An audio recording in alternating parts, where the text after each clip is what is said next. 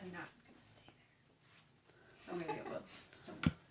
So in this speech today, I'm going to talk about what I would do if I was given $1 million.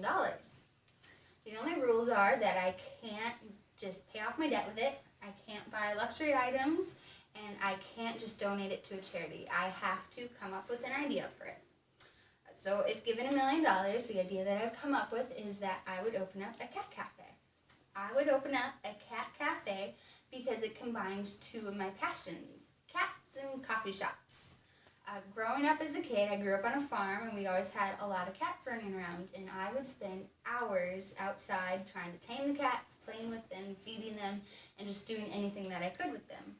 And then, once I got up into high school, I got a job as a barista, and I've now worked as a barista for over 4 years, and I love it. And it's always been a dream to open up a coffee shop, so what better thing than to open up a coffee shop and throw in a bunch of cats.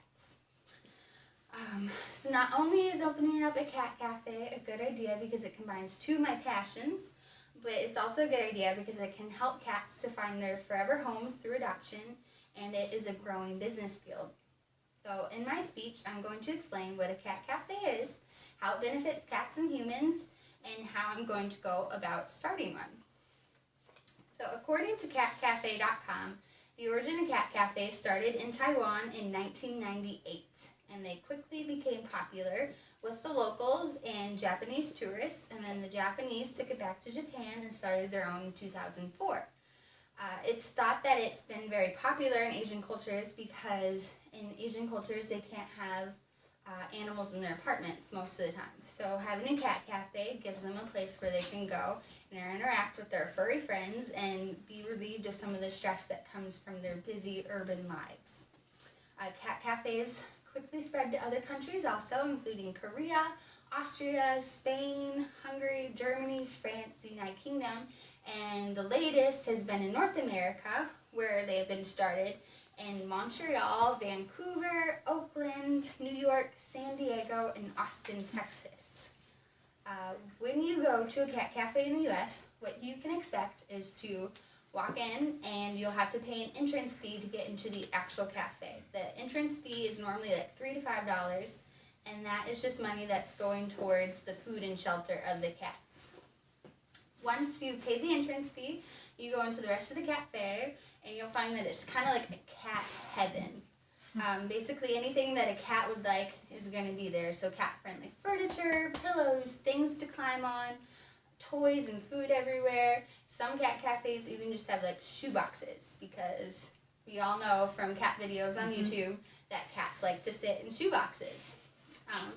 You can also, at the cat cafe, you can order food and it will be made in a separate area, and then you have to go into that area in order to pick it up. And this is to work with all of the food regulations that there are. And then once you pick up your food, though, you can bring it back into the actual cafe and eat it among the cats if you choose. You can play with the cats, you can pet the cats, you can just sit there and use their Wi-Fi while you work on projects and just watch the cats for amusement every once in a while. And you can even adopt the cats. Cat cafes benefit cats by giving them in a nicer environment to live in than a typical shelter. They're not like cooped up in their cages and they can roam freely. This also helps them to be able to show their personalities better to the people who are potentially interested in adopting them. According to Sarah Schmalbrook, who is an online blogger, she states that cat cafes can help cats by helping them to become adopted. In fact, cats can be up to 2 times more likely to be adopted at a cat cafe versus a regular shelter. And then according to an article by Lauren Sandstrom in the Van City Buzz, the cat cafe in Vancouver actually had to shut down for a week the first week of January because all of their cats had been adopted, which is a pretty good problem to have, I think.